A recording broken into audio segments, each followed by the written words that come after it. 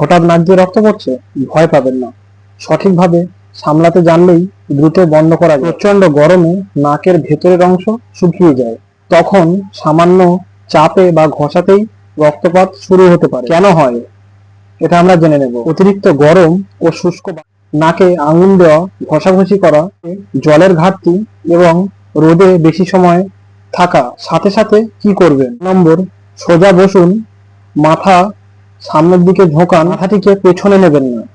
2 নম্বর, নাকের নরম অংশ 10 মিনিট চেপে ধরুন। 3 নম্বর, নাকের ওপর ঠান্ডা ভেজা কাপড় দিন। 4 নম্বর, মুখ দিয়ে শ্বাস নিন, কথা বলবেন না। যেগুলো আমরা করব না: মাথা সামনে নেওয়া, সাথে সাথে মাথায় জল ঢালা, নাক ঝাড়া দেওয়া এবং রোগীকে বারবার নাড়াচাড়া না করা। এখন আমরা জেনে নেব কাদের এই রোগটি বেশি হয়।